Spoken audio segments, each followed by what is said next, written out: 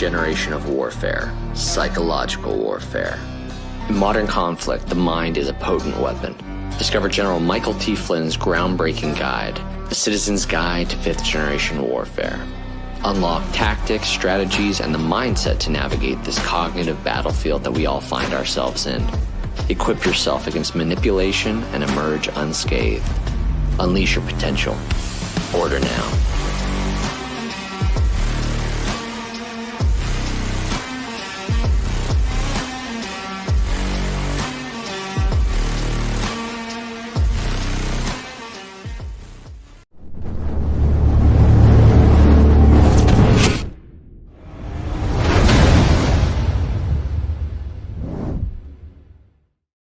How's it going, everybody? It is February 11th, 2026. That means it is Wednesday night, which means it is Operation Gladio night. The show is live for those that are curious. Chapter 87, Financial Networks, and episode 520 of the AlphaWarrior Show. We are rolling, folks, and that is definitely a testament to your guys' support. Do me a solid while you're here. The content is free, so if you enjoy that, you want to help to get the word out, make sure you go in the description over here on Rumble or YouTube and follow the Colonel. Her links are in there. And then smash the thumb, hit the heart, leave a comment, help get this show out to everybody. So with that, let's pay some bills real quick, and then we'll get the show started. And so give me 1 second. Is my Rumble studio here is lagging, folks. This is the exciting part of live. I'm like, does it have to happen now? All right, it should be working now. You should see it in the comment section. They can cancel your accounts, freeze your cards, decide what you're allowed to buy, say, or support. Big banks and financial institutions have total control, and they use it. That's why financial independence matters more now than ever. Introducing Rumble Wallet, a wallet built for real freedom. With Rumble Wallet, you control your money, not a bank, not a government, not a tech company. Buy digital assets like Tether, Tether Gold, and Bitcoin in one secure place. No permission, no middlemen, no cancel button. And when you want to support the creators you actually believe in, you can use the Rumble Wallet app to directly tip creators securely, instantly, and without interference. You'll see that right about there on Rumble. This isn't a credit line that they can shut off. It's your wallet permanently. Yours to protect your future, yours to protect your family. When the system fails, when institutions turn on their own people, financial sovereignty is the difference between security and vulnerability. Rumble Wallet isn't about politics. It's about freedom, ownership, and protecting what's yours. So take control today. Download Rumble Wallet now and step away from the big banks for good. True ownership, true protection, and true financial freedom. And if you're like, Alpha, I don't see a QR code on my screen. That's because you got to run over here to Rumble, and you'll find it in the live chat. Or if you're watching the replay, you'll find it down in the description. So with that, our last two sponsors, and we got a new one from the MyPillow guy. So we'll see you in just a moment. It's finally here, our second annual mega sale. This sale only comes around once a year, so take advantage of the best offers ever while you can. For example, save 50% on our Giza Dream bed sheets, as low as $29.98. And for the first time ever on TV, MyPillow mattresses and MyPillow mattress toppers as low as $99.98. And you save 50% on our Lux Pure 6-piece towel sets. Regular $69.98, now only $39.98. And our best-selling standard MyPillows, regular $49.98, on sale for $17.98. Wait on it, mega sale, only $14.98. So go to mypillow.com or call the number on your screen. Use this promo code to take advantage of our second annual mega sale. But wait, there's more. To make the mega sale even more special, when you order right now, your order's going to ship absolutely free. Science proves that a healthy immune system is the body's first defense against the smallest of ailments to the most catastrophic. Coriolus versicolor is the most sought-after, all-natural supplement for both humans and pets to help boost the immune system. There are over 400 studies worldwide on its effectiveness in humans, including Sloan Kettering Cancer Center, MD Anderson Cancer Center, and now from the University of Pennsylvania School of Veterinary Medicine. Together, we can help reverse this terrible tide now plaguing your loved ones and give them the immune-boosting supplements that they need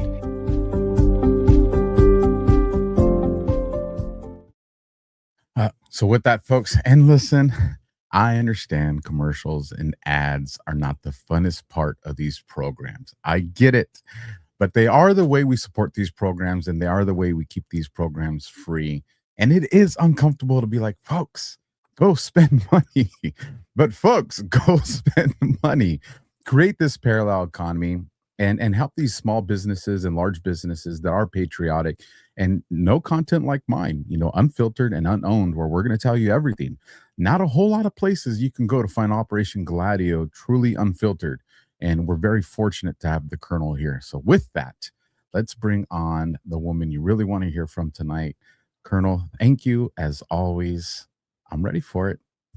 Okay. Well, you're going to have to put your police hat on during this conversation, because I'm going to go through a little bit of the background, and before we get into the meat of the financial network, I want you, from your perspective, to talk a little bit about how important that is to when you are truly running an investigation, on how important the finance piece of criminal syndicates are. So just keep that in mind. So recently, I've been doing some focused research on the roots of Operation Gladio. And just for those of you who may be new to the conversation, we talked periodically through this entire series about the Fabian Society in the late 1800s and what grew from that, the eugenicist movement, which is all in the recent Epstein exposure and all of the nefarious things that come along with that. So early on in my research, one of the first things that I came across was this thing called the Pilgrim Society, which I had never heard of.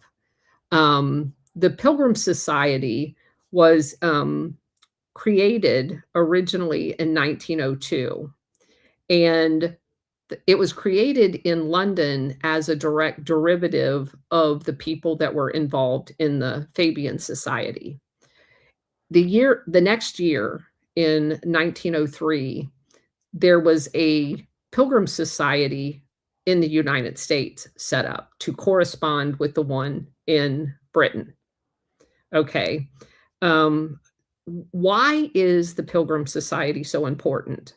Well, I'm just going to run through a few names of members that you're going to recognize: Henry Kissinger, Margaret Thatcher, Caspar Weinberger, Henry Luce, the guy of the Life magazine, and the Luce family was a mega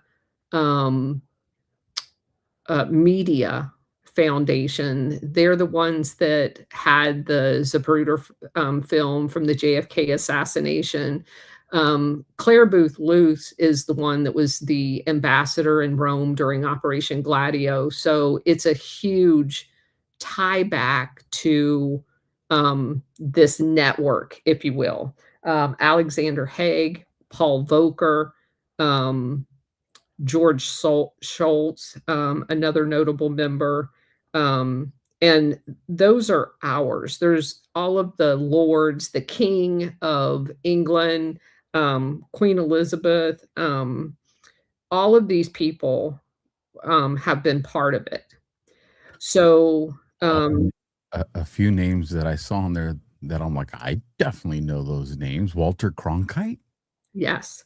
Like, what? The Astor family, the DuPonts, the Rockefellers, the Carnegies, the Morgans, the Vanderbilts. I mean, literally what we would consider the royal family equivalents. You see John Foster Dulles there, Joseph Kennedy. So basically, all of our ambassadors to the UK are asked to join the Pilgrim Society. You see the entire Rockefeller family there, Elihu Root. Donald Rumsfeld. Yeah. George Schultz. So you can kind of see CIA director.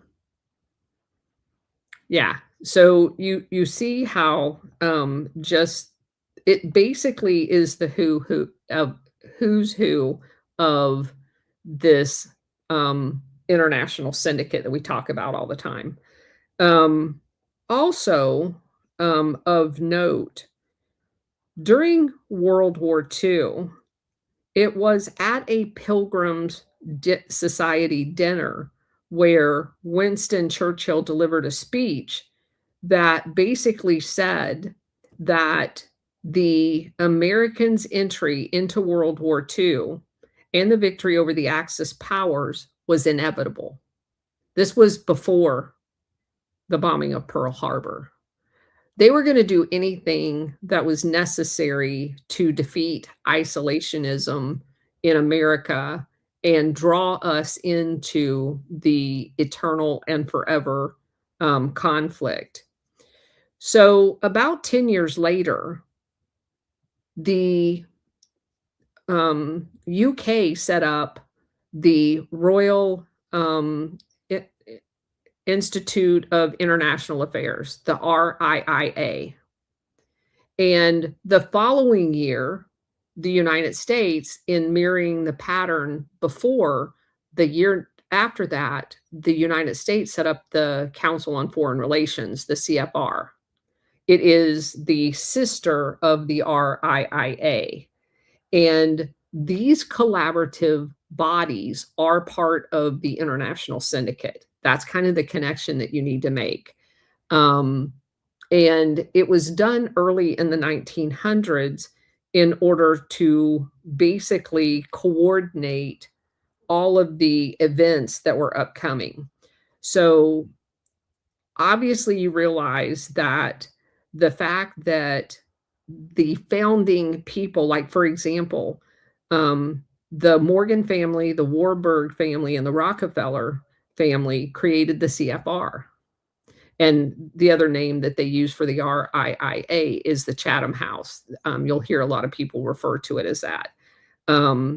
So you have this body called the Pilgrim Society that kind of bridges and basically what it was is almost a recolonization of America to serve the global order, if you will. It was bringing America back into the tent of the City of London through these organizations. And when I was originally looking into the Pilgrim Society, I was shocked. We know that Tucker Carlson's father was part of the CIA. He's a member of it, of the US one. And because these relationships go kind of in a family, it would be interesting for someone to ask Tucker Carlson if he's actually a member of the Pilgrim Society as well.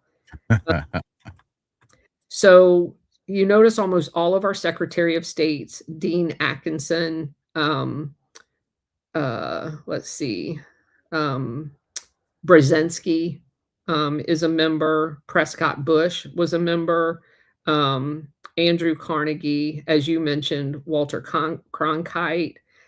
You're also going to find, weirdly enough, a lot of military people. Admiral William Crowe was a member.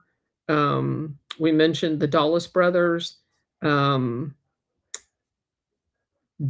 Averell Harriman of Brown Brothers Harriman and was a member.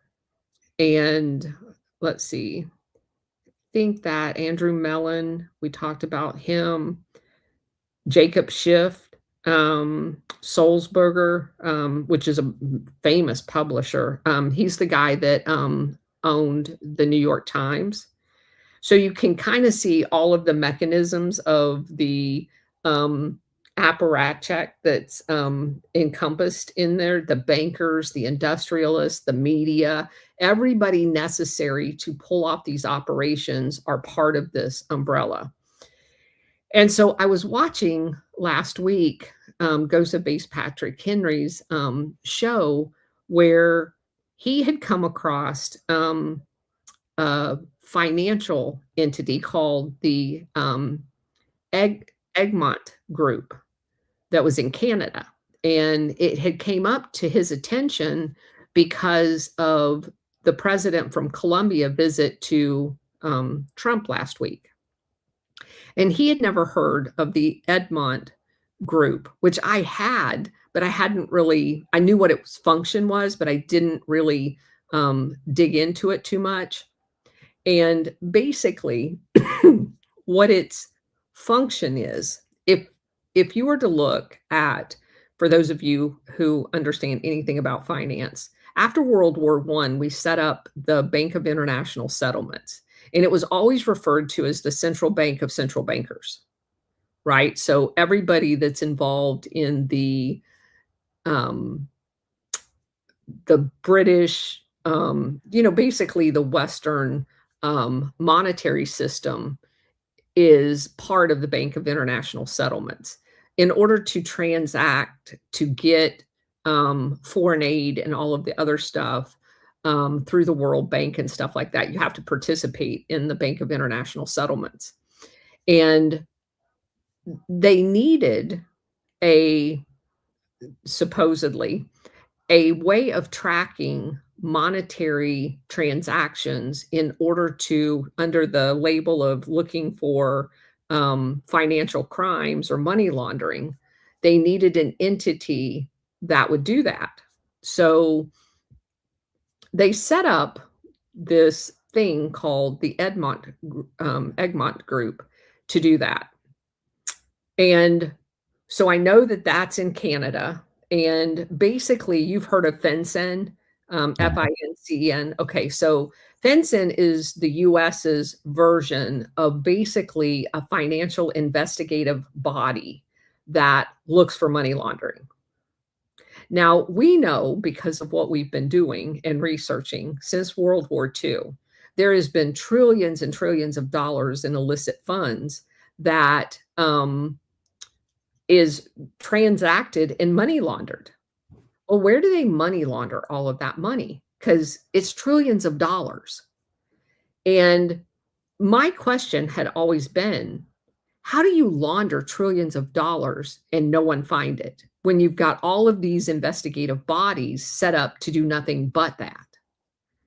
So I was intrigued by Ghost bringing up this Egmont Group. So I was texting him during his show and kind of telling him how all of that works, while at the same time I'm doing this research into the Pilgrim Society.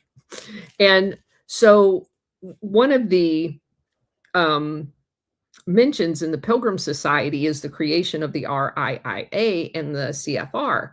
And I'm starting to get a little bit of clarity on how this whole thing works. Well, I'm working with another guy to build a brain map for all of our research. And he had sent me a couple of days ago some initial screenshots. Well, under the Royal International Institute, or Institute for International Affairs, he had the European NATO entities that are subordinate to the RIIA listed. And I hadn't gotten to that part of my research. But Belgium, which is the headquarters of NATO, has a very interesting RIIA subsidiary. It's called Egmont Institute. So I'm like, what's the chances of those being two separate entities? The answer was 0. So if you go and research the Egmont Institute, it clearly articulates that it is aligned under the British Institute for International Affairs. And I'm like, wait a minute. So I start digging into who the Egmont family was. It's a big castle in Belgium, and they created this institute.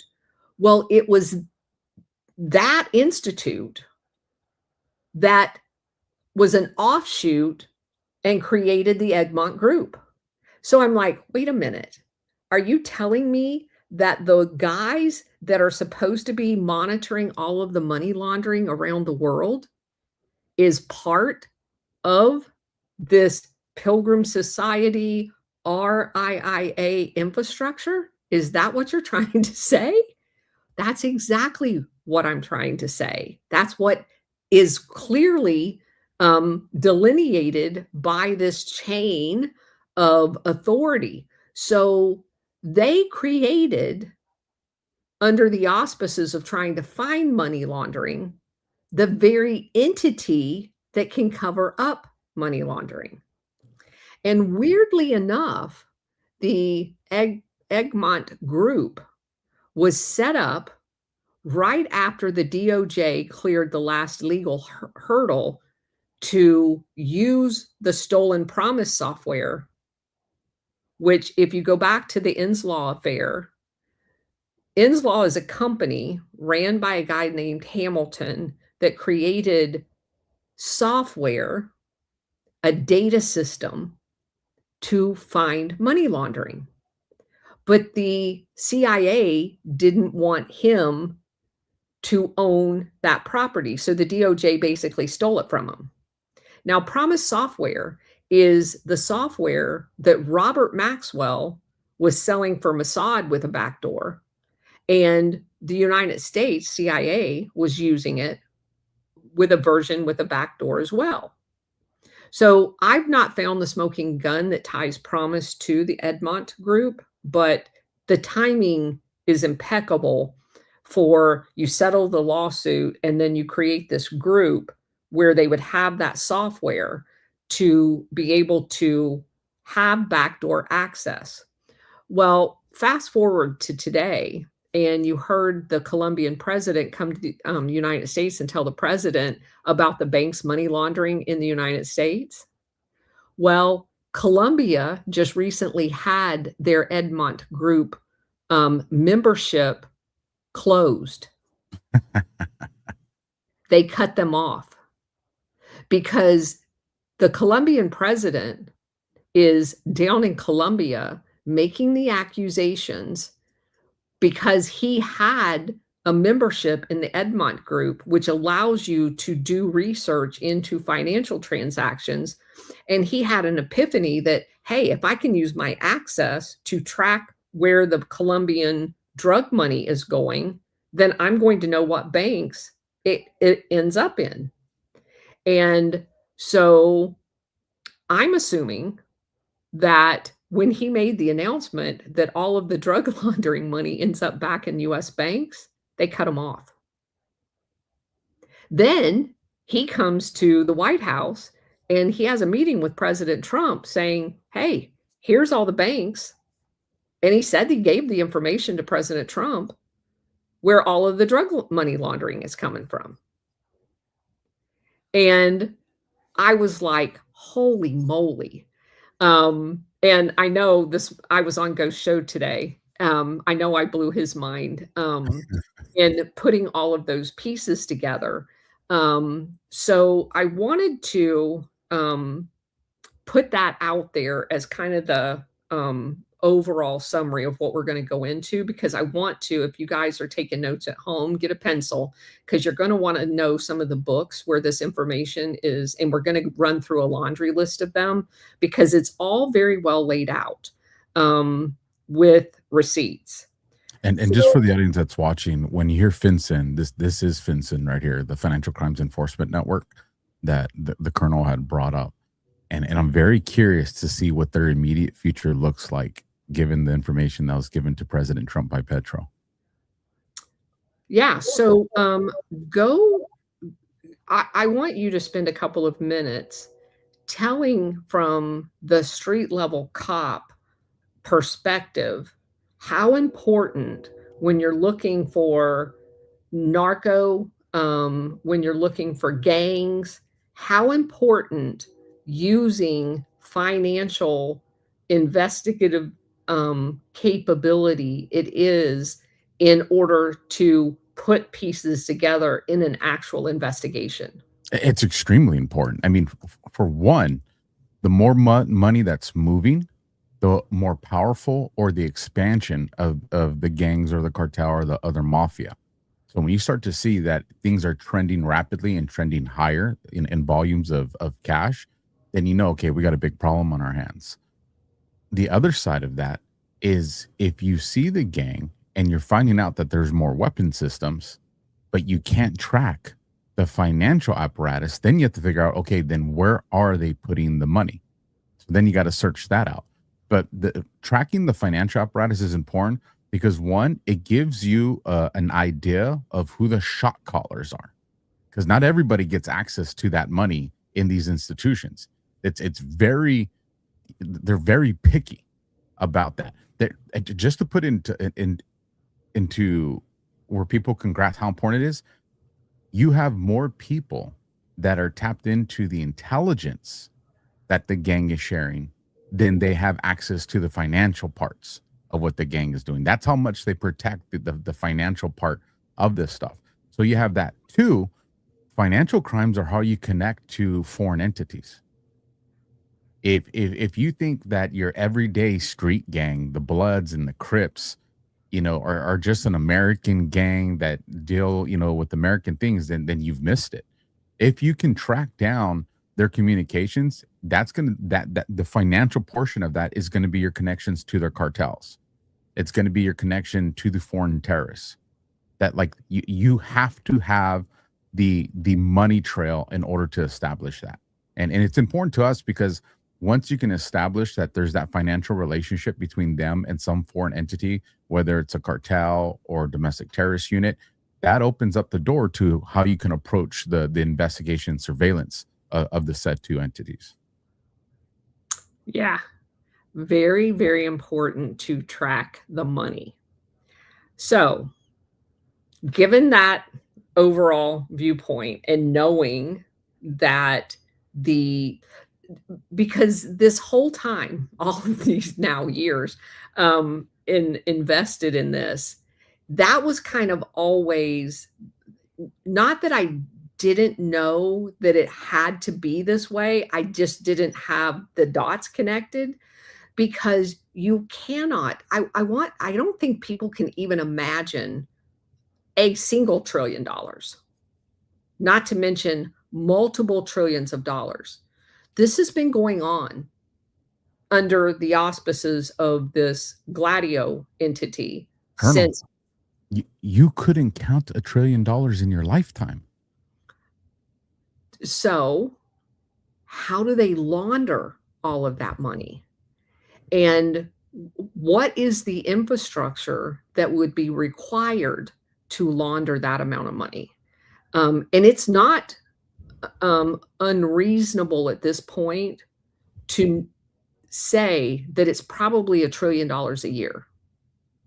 If you take the weapons, the human, and the narco piece of this, $1 trillion a year may even underestimate the amount of money flow. And most of this is all done in cash. That's the part that most people, and of course now we have crypto, but for the preponderance since post-World War II, it was done in cash and it was done in American dollars. So to print that amount of money, you have to have financial crises like bailouts and stuff like that, which allows the Fed, which is part of this entire infrastructure, to print dollars to get them out into this nefarious activities. So I didn't even think about that part. I was so caught up in just thinking about the just the number that you're right. Like you have to have trillions of actual printed cash. Yes. Yes. And that's why it's so important to understand the US. Because like when Ghost was doing his show last week, he was like, well, how in the world could Colombia collapse American banks? And I'm like, oh, they could collapse American banks really easy because 80 to 90% of the cocaine coming into the United States comes from Colombia. That means, and under their operating rules, that money gets laundered primarily in the United States now. That wasn't always the case.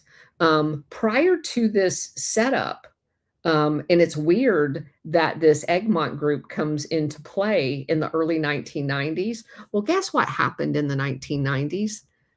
The BCCI bank collapsed. So up until the early 90s, you had all of these CIA front banks like Castle Bank and Nugent Hand, and all of these, like Nugent Hand was in Australia to handle the Southeast Asia. You had BCCI, which was in Southwest Asia, that did kind of the Golden Crescent, if you will. And then they set up the Crystal Triangle of cocaine in Latin America. And those dollars, especially from the Crystal, they all ended up back in the United States. But there was a direct route for the U.S. banks. And we discovered when we were doing the Iran-Contra that while Iran-Contra money laundering is going on at the same time, you had the savings and loan fiasco, because they were using the savings and loan to launder money for the Contras. And so they collapse. And that's kind of the model, that they have these banks that, in order for them to walk away from the banks when they move on to their next bank, they have to collapse them in order to destroy all of the evidence. They basically go out of business. And like in the case of Nugent Hand, they had an entire team in there shredding all of the documents. Now, BCCI was a little craftier. They didn't actually even use a computer system in their bank. It grew to the 7th largest bank in the world, and they didn't put any of the transactions. They kept them in books, like literal handwritten books. And another aspect of this is, generally it was Price Waterhouse auditors that would come in and audit these banks, Nugent Hand and BCCI specifically, but Castle Bank as well. And they gave them clean bills of health within months of them collapsing. Now, can you imagine going into the 7th largest bank in the world and them pulling out ledger books in the 2000s, or in the 90s? I'm sorry. No, I mean, even then they were using computer systems. But that's what happened in Price Waterhouse, which I've come to realize is just kind of a camouflage for CIA nefariousness, because they're the auditor of choice in every one of these corrupt banks. And just one more note on the Castle Bank. Do you know who the largest depositor in Castle Bank was when it collapsed? Who? The Pritzker family. The same Pritzker family that's all in the Epstein stuff. That same Pritzker family. That also gets mentioned in the bloodlines. Yeah. For those that like to go down that tinfoil route. So, I wrote an article this morning, and I kind of just want to go through it. And we'll talk about everything in more of a logical format, but I had to get all the background in it, so when we come to those parts, you understand. So obviously there's a web of elite transnational networks designed to centralize financial surveillance, intelligence sharing, and covert operations, often sharing illicit trafficking under the guise of countering it. And that's very, very important. You remember, just as an example, the show we did a couple of weeks ago where we had the DEA guy that was in charge of money laundering get arrested for money laundering. So they set up these apparatuses that are supposed to keep these things from happening. So can you imagine spending, I don't know, 25 or 30 years in the DEA and working your way up to be the guy that's in charge of finding all the money laundering? And not only did you not find any money laundering because you were actually money laundering, you retire from the DEA as the chief money launder finder, and you get arrested for money laundering. So this completely explains how all of this was allowed to perpetuate itself, because the fox is in the hen house. Literally, the fox is in the hen house. You have this entire international syndicate setting up these institutions that people think are supposed to be tracking and exposing these bad financial transactions, when you almost begin to realize that, not almost, you begin to realize that literally every infrastructure that was set up to do this does the exact opposite of that. And I've come across that repeatedly. All of the democracy NGOs are actually installing dictators, that type of thing. It's like we literally live in an upside down world. Child Protective Services traffics kids. Yes. It's every aspect of what our hologram is around us. It's all fake. It's literally the exact opposite in all of these different entities. So the first book, Scott Bennett wrote a book called The Shell Game, and we're going over that book on our 4 o'clock show right now. He basically was a whistleblower, and his book was published in 2016. Danny Casolaro, the guy that come up with the term octopus, which perfectly explains all of this, he left investigative notes on what he called the book that was eventually wrote for from his notes is called The Octopus: Secret Government and the Death of Danny Casolaro. It was written by Ken Thomas and Jim Keith. Another book that talks about all of this is called Gideon Spies: The Secret History of Mossad, written by Gordon Thomas. Family of Secrets was written in 2008 by Russ Baker. And the Inslaw Affair is captured in congressional testimony transcripts from 1989 to 1992.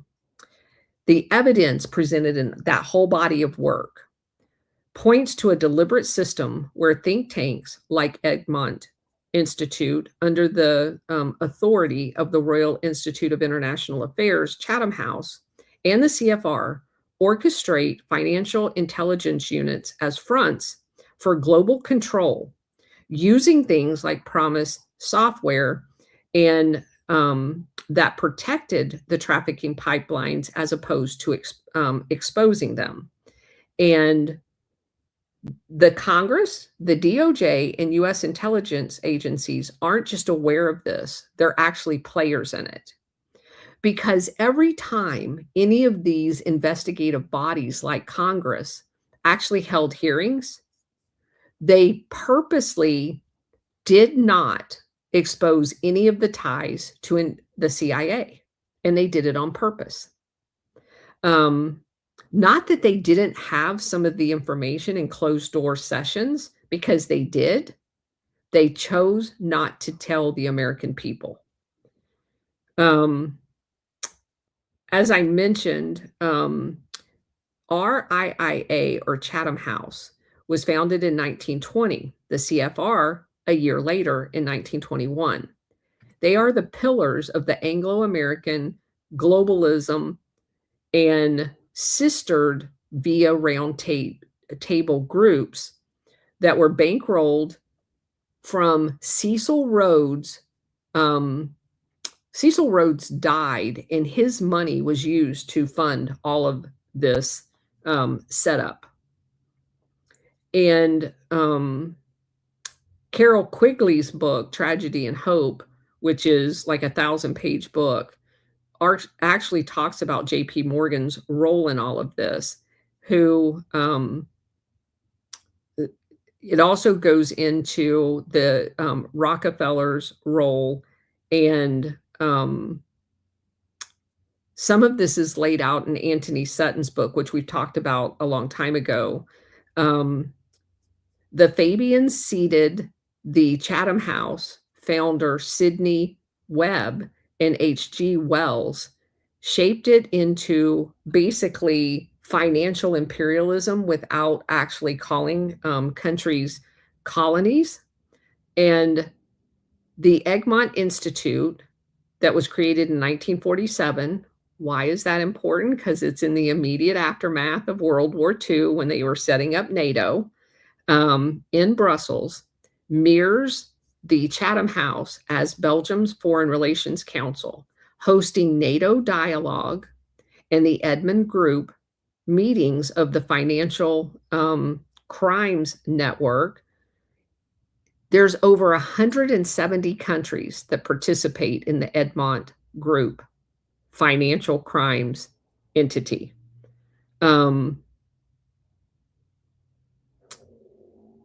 They also talk about setting it up in Canada because Canada is viewed kind of as a neutral entity. So that was basically done on purpose. Bennett, in this book, Shell Games, maps the Shell NCOs laundering terror funds, and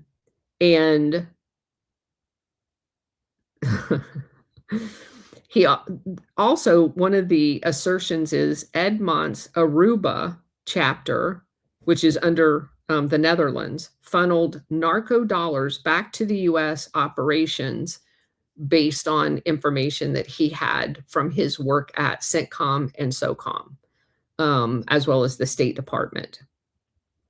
So based on my research, these financial investigative units, these little financial intelligence units that like ours is FinCEN, exploded in the 80s and 90s, coinciding with the Promise software. Basel 1989 mandated their use if you were going to do transactions with the United States or Britain. So that's the reason why there's such a high participation in them. So they basically forced countries to participate in this so they could find their money laundering while they were hiding their own.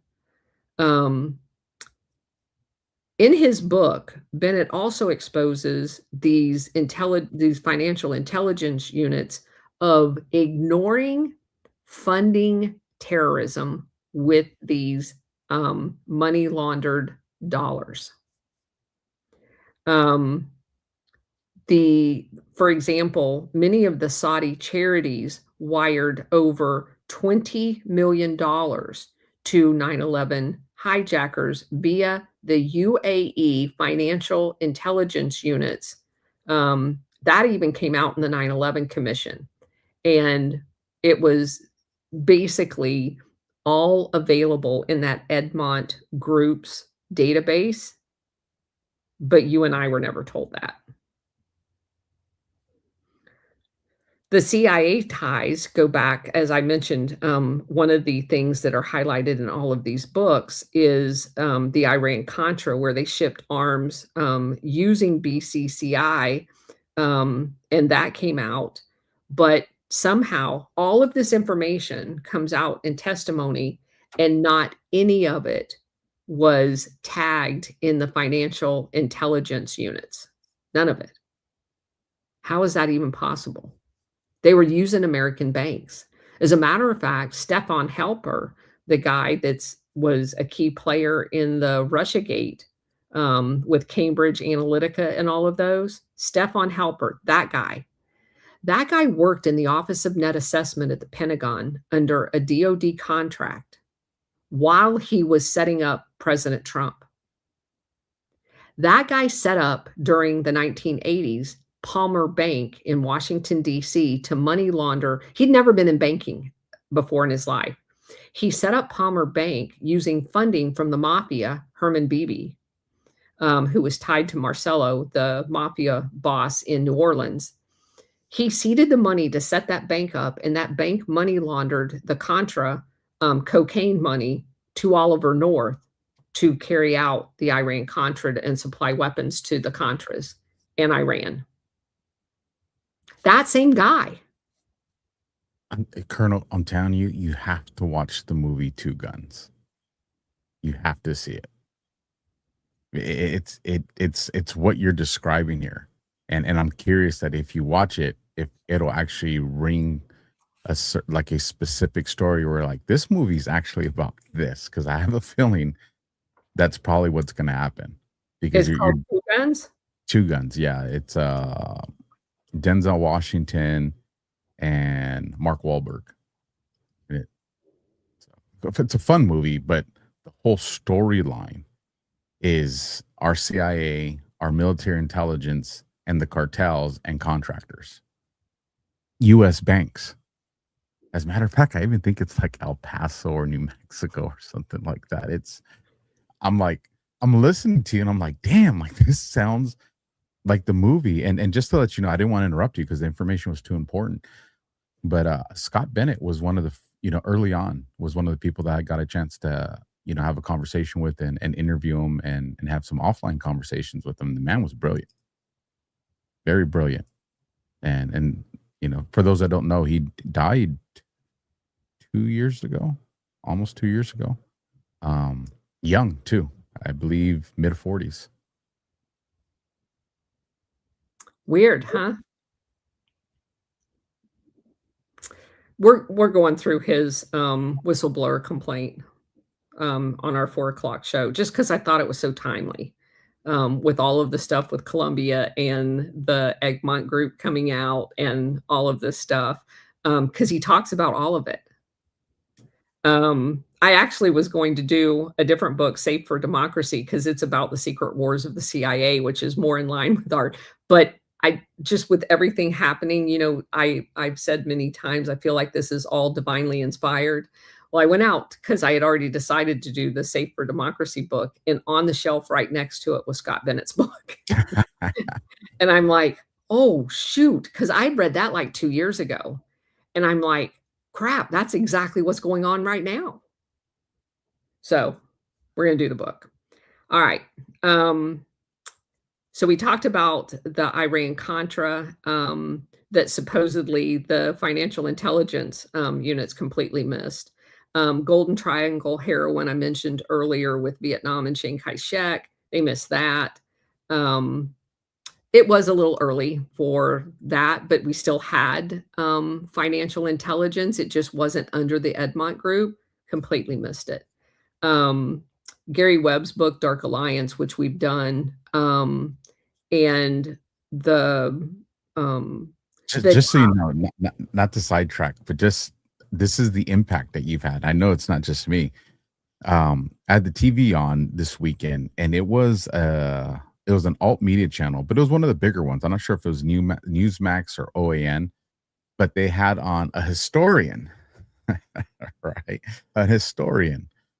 And what clued me in to listen is I hear the name Shanghai Shek, and I'm just like, hold on here. And he's giving the breakdown there, and I'm like, bro, you're selling this dude off as a good guy. Like, you don't know. So I was like, y'all need to get Colonel Downer on this show and really they were learn. making him out to be a good guy? They not a good guy, like a hero, but like a victim of the circumstances of America. Like, he didn't have bad motives. So, it was, yes, yes. I'm telling you, I'm listening to this. I'm like, nah, bro. Like, no. But I mean, borderline good guy. I have to say it. They the way they were kind of serving the story kind of made him seem like, a good guy acting in the interest of the people there while he's being taken advantage by these other places. And I'm just like, no, man. And he's got, the guy that they're interviewing. I think I might have even took a picture of it on my TV. He's got all the books in the background and all this. I'm just like, you need to reread the books, man. Anyways, not to distract. He was like the biggest drug kingpin in the world at the time, bayoneting people that were actually Formosans on that island in order to take over the island. It's that. Oh, okay.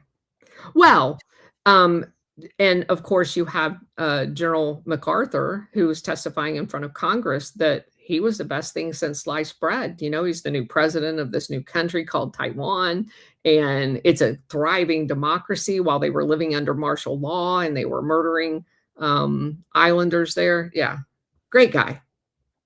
Holy crap. Okay.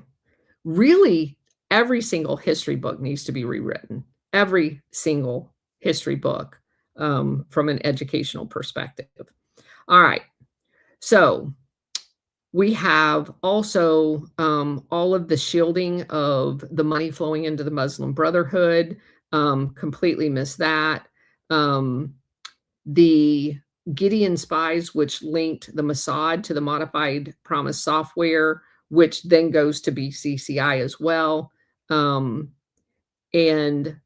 under Promise software and surveillance, Danny Casolaro, alleged octopus, DOJ stole Inslaw's Promise software, which stands for Prosecutors Management Information System, which basically automated the ability to track money a lot faster. It did a whole bunch of things, but that was kind of the big thing.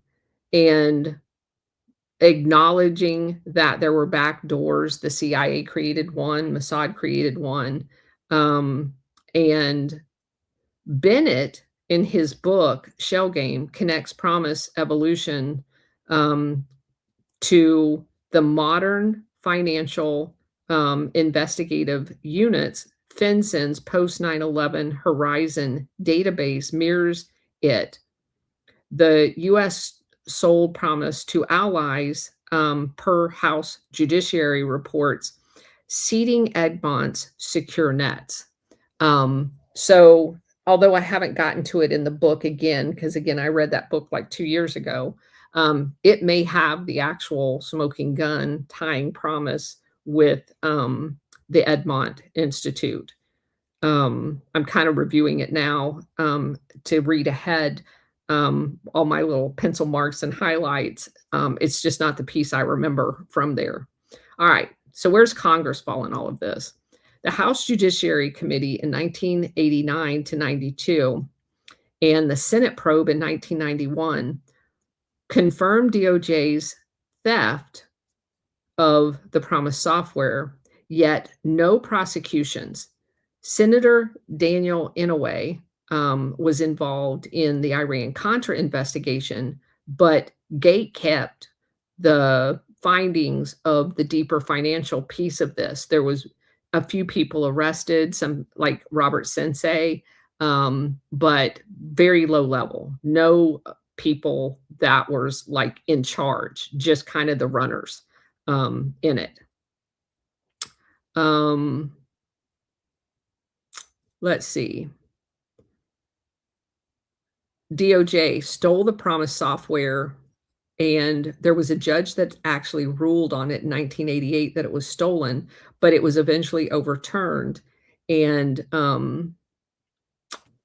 in Bennett's book, he talks about how the DOJ and FBI post 9/11 ignored the shell companies like Safa Trust, which had $1.7 billion funneled to terrorist training and activities using the Riggs Bank, RIGGS, which is in Washington. CIA Promise used, per Danny Casolaro sources, Robert Maxwell to sell the modified Mossad version of the software. And NSA and CIA accessed this via what's called Echelon, according to Carol Quigley. Bennett testified to Congress in 2014 that DOD and CIA knew the Saudi Equan terror funding via financial investigative units, but protected it for regime leverage. That came out in the Family of Secrets, and it's linked to Bush Sr. to cover up BCCI and Promise use. So what do we have? A unified construct. This is a Pilgrim Fabian blueprint where you have the CFR and the Chatham House and the subsidiaries like Egmont Institute as policy architects. Financial investigative units is the operational level. Trafficking that is shielded for deniability so that they can launder narco and pay for black ops. In Tim Weiner's Legacy of Ashes, Promise Software as the kind of glue that held all of this together. Bennett, in his book, says that they use shell in NGOs and think tanks to basically bypass the sovereignty of all of the countries and suppress or hide suspicious financial, and the intelligence agencies were behind all of it. Also, we talked a little bit about the savings and loan. At the end of the day, over 1,000 institutions failed from 1986 to 1995. Over $2 million in taxpayer bailouts. Some people say 160. Other estimates is as high as $200 billion that cost the American taxpayer. And it basically was a controlled detonation or takedown of those institutes that they had used for money laundering. And by the way, that was all enabled by banking regulation changes implemented by Reagan and Vice President Bush at the beginning of the Reagan administration. None of that could have happened had we been operating under the rules that were in place when they took office. Let's see. One of the things about that is the CIA used Edwin Wilson, who was on the Nugent Hand board. He was convicted in 1983. And all of the links to Neil Bush, who was on the board of a savings and loan in Colorado, all of his affiliation with it was basically hidden. He was not ever held accountable. We know that Jeb Bush was down in Venezuela before Chavez came to power. Like his first major banking job was money laundering for the CIA at a bank in Venezuela. So obviously, all of those people are part and parcel of this entire thing. The bank that Neil Bush was associated with was called Silverado. That bank alone cost the American taxpayers $1 billion when it was when it went under. So, who else is involved in this? People like Khashoggi, Aiden Khashoggi. All of his money laundering went through BCCI. That was part of the Iran-Contra affairs, and he also had ties to Nugent Hand. Charles Keating in the famous Keating Five. Everybody talks about that, but a lot of people don't associate Charles Keating with Lincoln Savings and Loan. That bailout cost $3.4 billion. McCain was tied up in that Keating's Five scandal. Aiden Khashoggi was actually a shareholder in BCCI. He was involved in the savings and loan debacle as well under a thing called Promise Energy. Robert Sensei, the guy that just was arrested with the DEA money laundering, we did a whole show on him. He was part of BCCI as a fixer. He did mergers and acquisition and realty banks as part of this savings and loan debacle. And then, of course, Bush Sr., between the time he was CIA director and then vice president, basically was So he was CIA director when Nugent Hand was set up in Australia for the CIA. And then, of course, he was president from, what would that have been, 88 to 92, which is the controlled destruction of Nugent Hand. Also, you had, let's see, trying to get down here. Paul Volcker, who I mentioned was part of the Pilgrim Society, was also on the Council of Foreign Relations. He was on the bailout panel, as well as Lewis Preston, who was part of the World Bank. And let's see, what else? During the Keating 5 hearings in 1989, it was exposed, but no one was ever held accountable. The Banking Committee in 1990 confirmed the CIA and savings and loan Contra money trail, but Bush vetoed any reform that Congress passed to clean the system up. In the CIA Inspector General report in 1998, the agency used 20 plus savings and loan for covert operations. That came out. And again, nothing was ever done to the CIA to fix anything. So you think that these questions just, I mean, I get it, or the lens we're looking at it through, but with all these different branches of government and institutions that can't ever balance their books, and then things like this surface where it's actually admitted, you would think people would say, hey, we want to do a legit audit here to make sure that there's not money going into, dark accounts.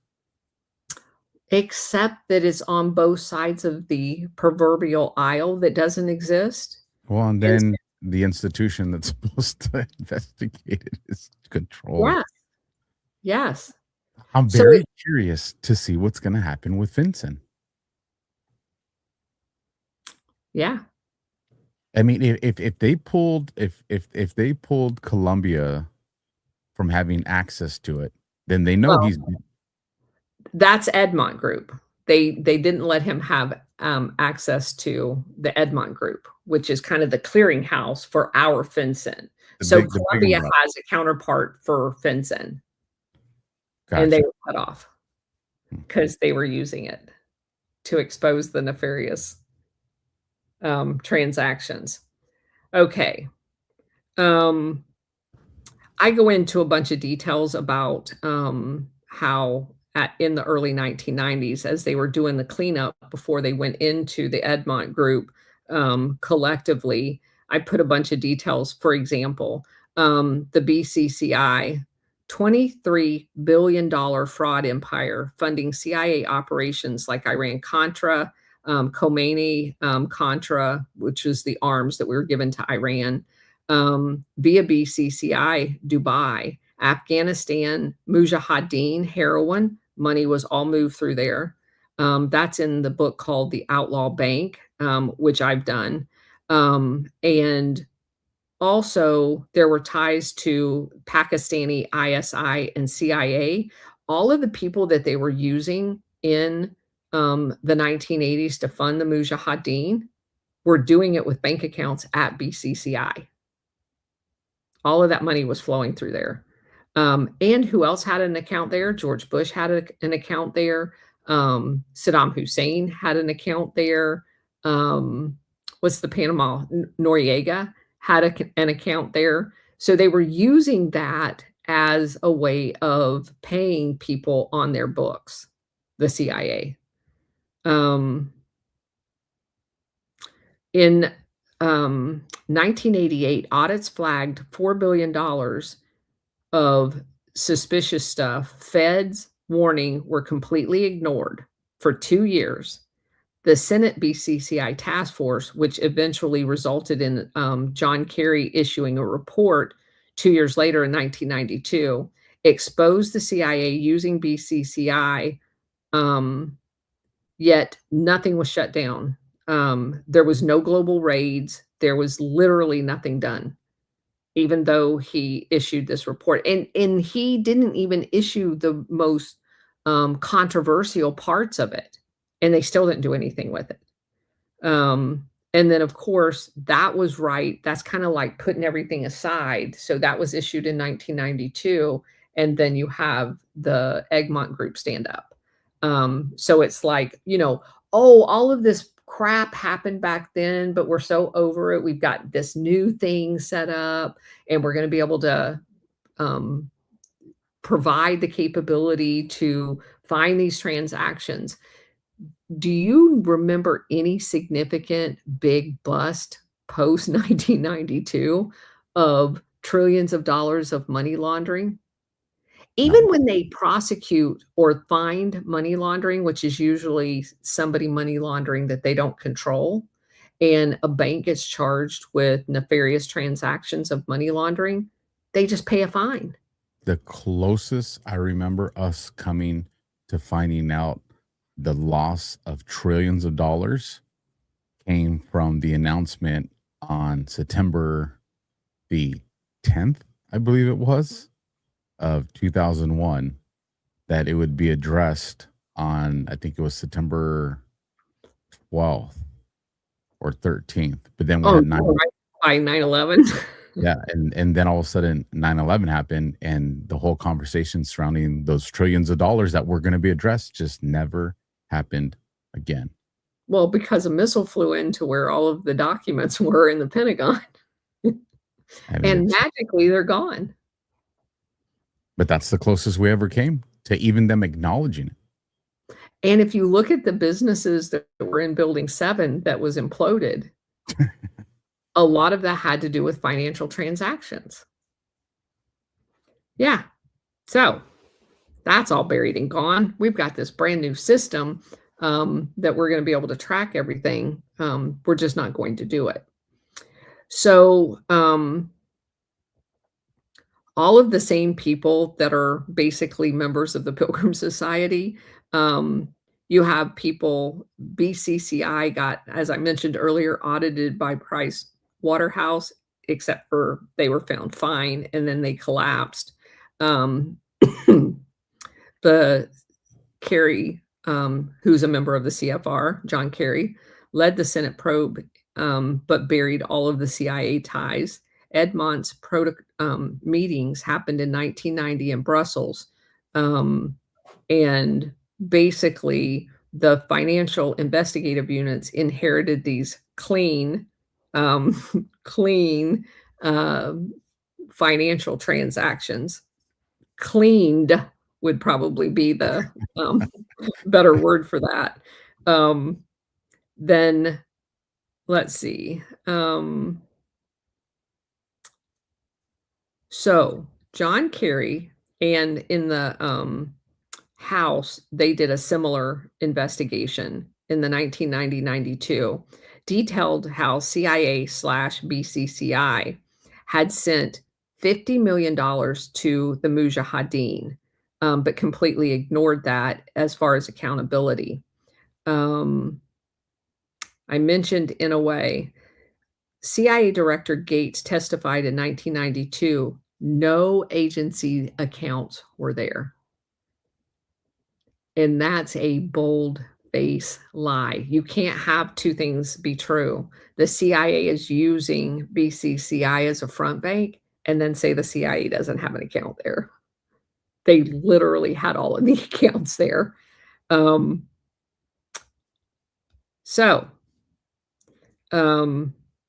of just in closing, none of the banking, the 2008 bank collapse, all of this stuff, it's just an excuse to put more money out on the streets.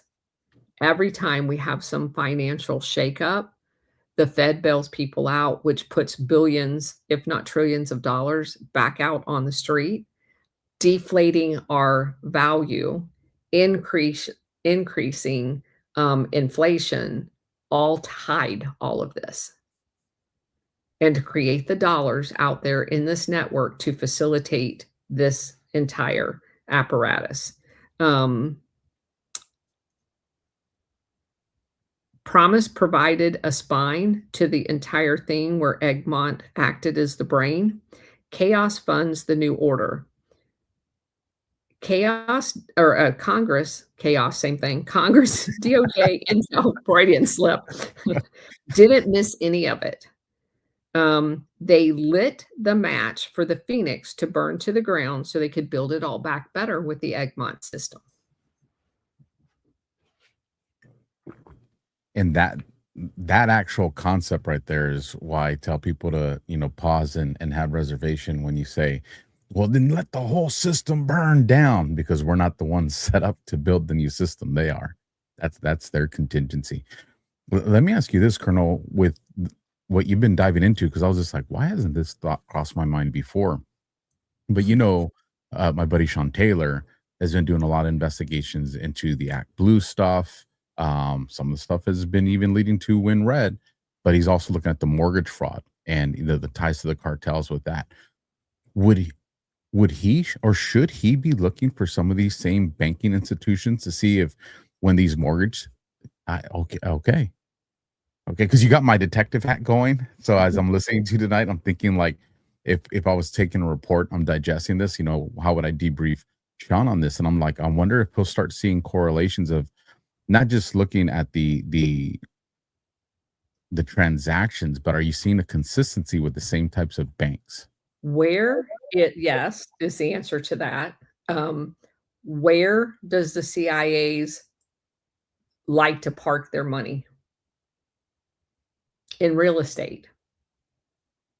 Real estate is the only transaction in the United States where when you put cash money down, you do not have to do due diligence. You do not have to ask where the source of the money comes from. It's insane. It is why it is the number one entity to launder money through.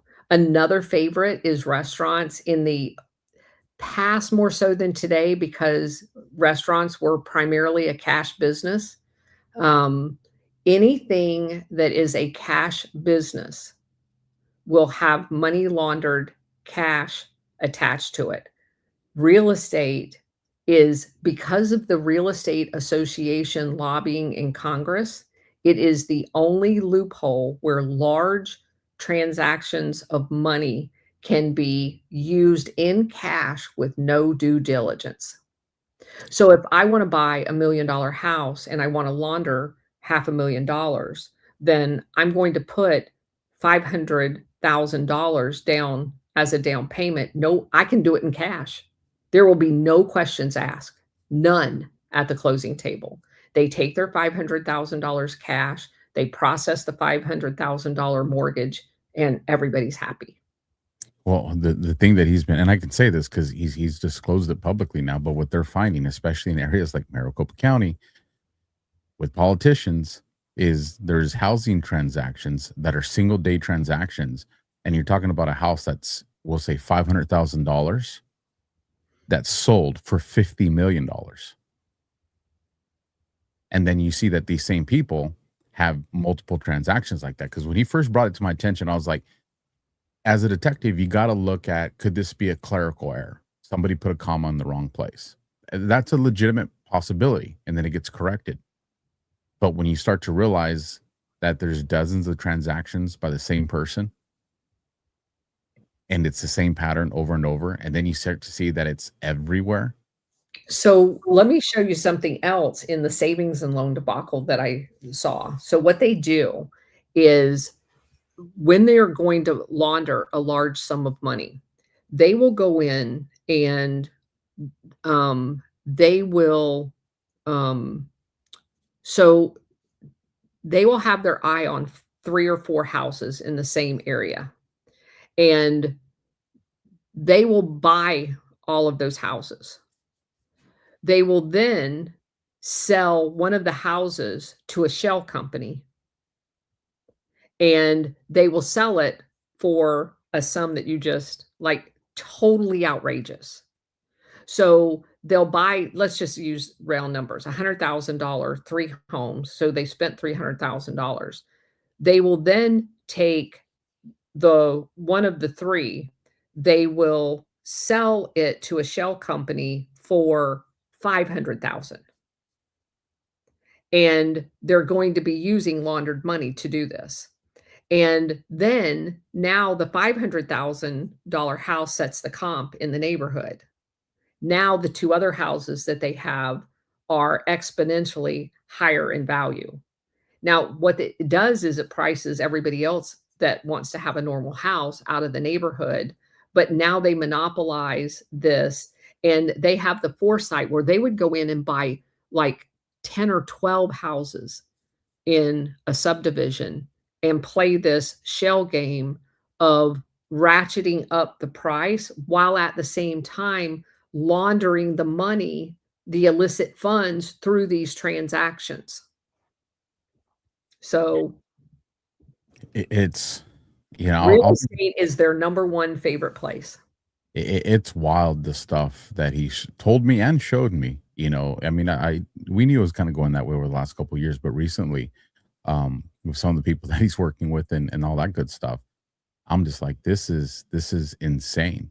Like, how are people not in handcuffs yet with this? Like, you know, we operate from an area of you've surpassed probable cause.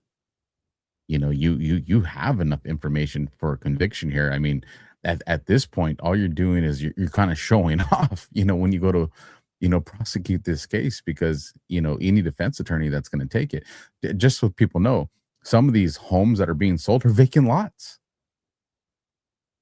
There's not even a house there at all, Colonel. They did that exact same thing during the savings and loan debacle. And all of it was using nefarious funds that were being laundered. He needs to read Pete Bruton's this book right here, The Mafia, CIA, and George Bush. It talks all about it. It'll show him the models that they used. They did it with strip malls. They did it with vacant lots. It's money laundering. I will let him know. You guys should actually connect. You guys would just be. I think he just followed me on X.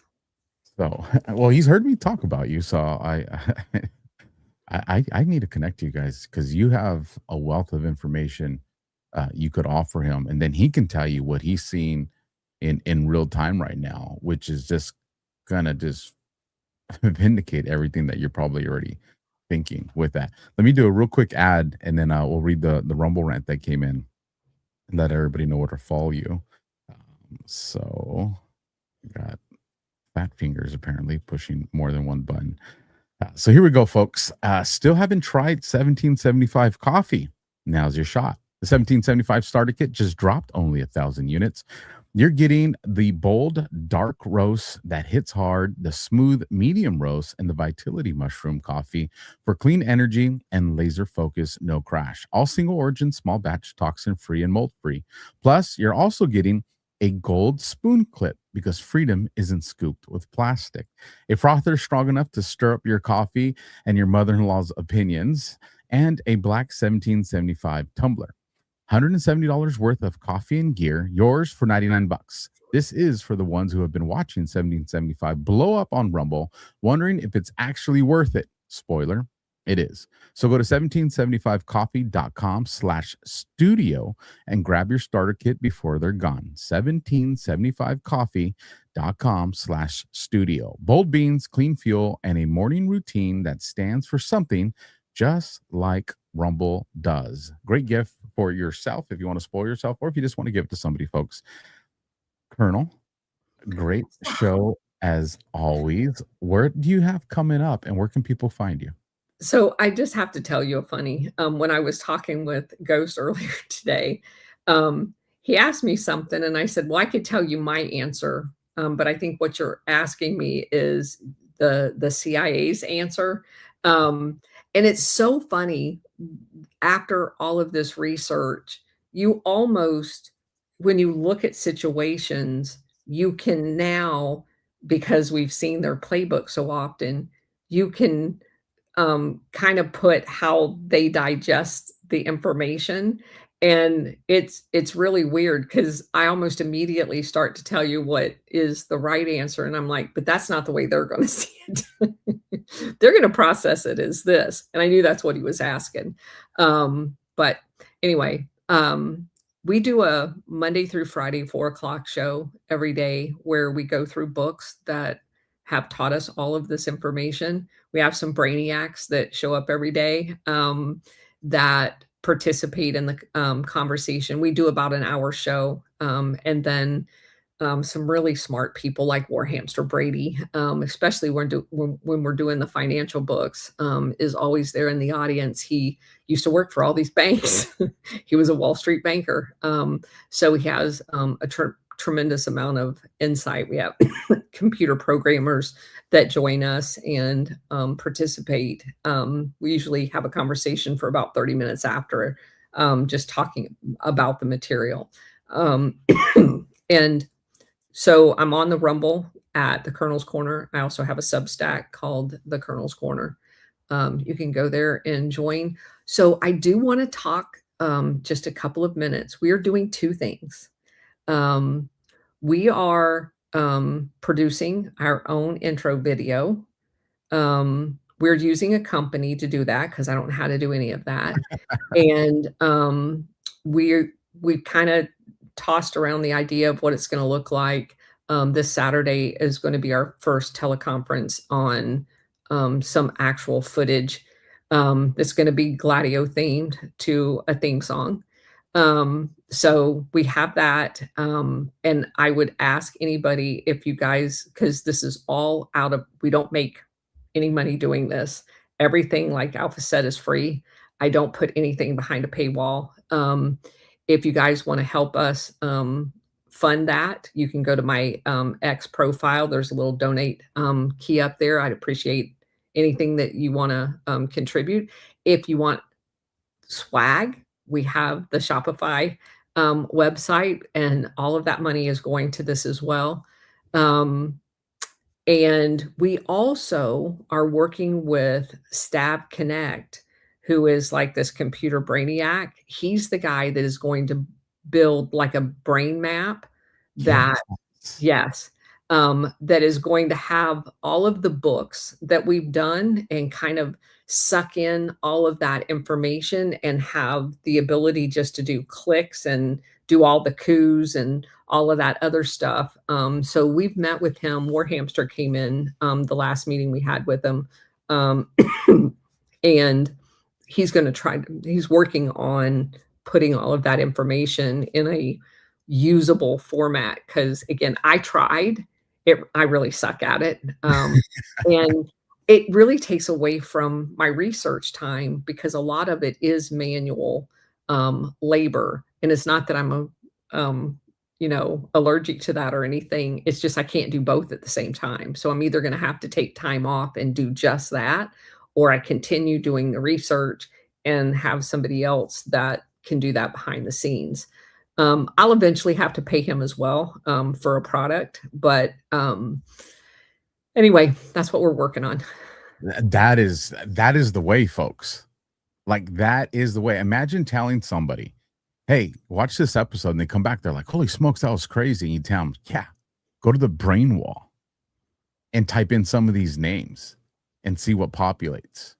And that is how we win. That's how everybody learns about this.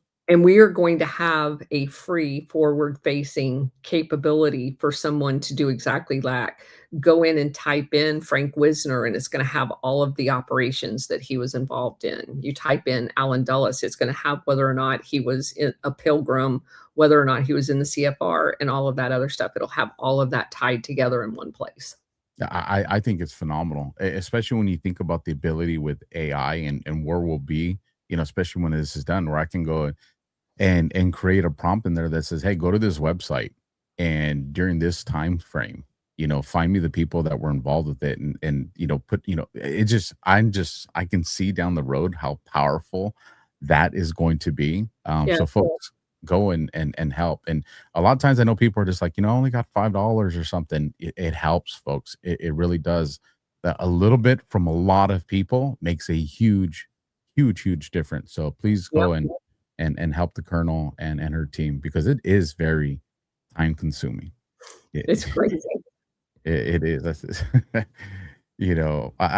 I have a lot of fun doing this, and as I know you do, but I don't think people can ever grasp how much time goes into making sure that everything is working the way it should. Well, So and not even just the actual, because I don't have any of the stuff that you do, as far as the bells and whistles and stuff.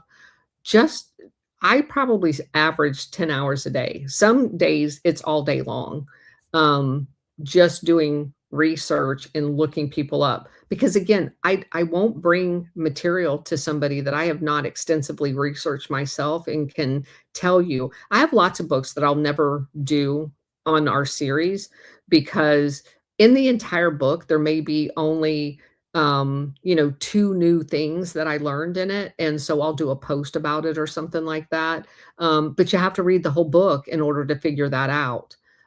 So I don't want to waste people's time going over the same material over and over again. And we have 150 books.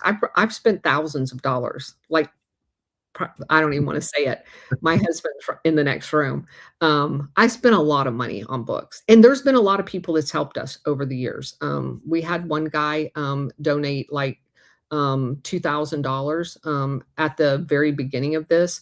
He had just sold his business and he wanted to help us to get those books. And those are the books that we're going to use for this brain map. And so very, very appreciative of all of the support that people's given us. And if you have no money at all, if you go to X and just repost our stuff, then X does the payout every 2 weeks. That money, Bridget and I have been splitting that money. All of that money is going to this project. So you don't have to spend a penny. All you have to do is go over there and interact with us, put comments on my post, and it will generate money for you. there you go. That digital warfare working right there, folks. That's right. Awesome. We had a Rumble rant come in. Speaking of money, $5 from Saint Masspole. Lovely granddaughter sending hugs to the Colonel and Alpha Semper Fi. Semper freaking Fi. And I like that masshole. Very, very cool. So I noticed somebody commented on General Holt over in the comments. I don't know if you know General Blaine Holt. He's amazing. He was a C-17 pilot on active duty. I've got to tell you this funny story because that's our network, right? So General Holt and E.M. Burlington and I do Tommy's podcast like once a week with Steve Murray, a lieutenant colonel from the Army. So we all kind of just get together and talk about current events. It's a lot of fun. And so I'm talking to General Holt. We were DMing back and forth. And I asked him if he knows General Quast. And he's like, yeah. So General Quast, we had a couple of weekends ago that get together that I have at my house. And so General Quast and Joni was here. And General Quast, I asked him, I said, hey, Blaine told me to tell you hi. And he's like, did he tell you the story? And I'm like, what story is that? So in Afghanistan, General Quast was a fighter pilot. At the time, General Holt was flying a refueler, not a C-17. General Quast needed to go drop bombs. He's in an F-15. He's out of gas. And there's no one else around. The tankers were not allowed to come down to where he was at in order to refuel him. So General Holt brings his tanker down while he's en route to drop bombs and refueled him. Totally outside the ROEs, totally not allowed. And so I was talking to General Holt later on. He's like, yeah, I love him. I love him. I love him. So, just such a small world. I mean, I did not know General Holt on active duty. I mean, I obviously knew who General Quast was just because I know a lot of the F-15 community. And so anyway, it's funny. General Quast is like 5 minutes from me, and I know him from this community. And then just the stranger guy on X, Tommy, kind of put us all together. And I'm like, and you guys know each other over here. It's just a wonderful world to be in. What a cool story too. And then you reunite, and you're just like, man, I was out of gas. Yeah. Flying a multi-million-dollar airplane with things that go boom boom on it, and I'm just like, I'm on vapors, and it's just like, And I need some people need my bomb, so hook me up. And he did. He said he got his ass chewed out when he got home, but killed some bad guys. Yeah, it's those, better to ask for forgiveness than Always. That was my permission. motto on active duty, is act authorized. Generally, you never get asked questions, but if you act like you're authorized to do something and you just do it, very rarely will you ever be called on it. And even when you are, it's already done. What are you going to do? Move with like move like you got a purpose and permission. I came and I told everybody, I used to tell that at the Airmen's Leadership School when I would go over and talk to them about career opportunities and stuff like that, because I enlisted as an E1, right? And look at me now. And I would tell them, you just act like you're authorized to do shit. And most of the time, nobody's ever going to question you. Act authorized. That was my motto. Act authorized. Marine grunts, we had a version of that, and it was always look busy. Because if you don't, there's going to be a working party, and if you don't look busy. So if you've ever visited a base, and especially gone into the infantry area of that Marine base, and you're just like, man, these guys are like, damn, they're always moving fast, like they're everywhere. It's because they're looking busy. Because if you're the guy that doesn't look busy, they're actually doing anything. Ain't that you're doing nothing. You're just going to look like you're doing something from point A to point B, because if not, then you are going to be doing something. We got a awesome rumble rant that came here at the end. $100 from an old timer. No fear, Colonel. Your husband has some money tied up in the Camaro. Yeah. But do you know what my husband calls his Camaro? His coffin. That baby ain't going nowhere. It's a good looking car too. And another one, dollar for dollar, G Fontes 119. Walk around looking busy and pissed off, so people get out of your way, and will rarely ask you questions. The pissed off would look like you're mad. That does help. That does help. Look like you're pissed off, and just nobody's gonna want to have a conversation with you. So with that, you guys, do us a solid. For the family that's watching over there on YouTube, you guys, thanks a lot. You guys almost have that YouTube channel up to 10,000 people. So that's all you guys sharing it out. YouTube did take down Monday's show of Just Alpha. It was a great show. So if you're like, what the heck happened? You got to watch it on Rumble. YouTube didn't give me a strike, interesting enough, but they came after me and said, you showed Olympic stuff, and the NBC is going after everybody. And the only part that I showed on just real quick, Colonel, we'll land it here. The only part that I showed regarding the Olympics was RT posted something about it, and RT didn't get taken down because I saw it was there for a few days. And I was showing the RT article with no audio because I was giving my own commentary. And the commentary I was giving was, hey, you guys, be careful with showing Olympic stuff, because NBC is coming after people and hitting them with copyright strike on these different platforms. And then that's what they come after me for. I'm like, make it make sense. Like, I'm telling people not to do this, and then you guys take it down. So I don't know. But if you're over there on YouTube, thanks, you guys, and you can watch the Just Alpha over here on Rumble. So with that, you guys, good night, God bless, and we'll catch you on the next one. Semper Fi. See ya.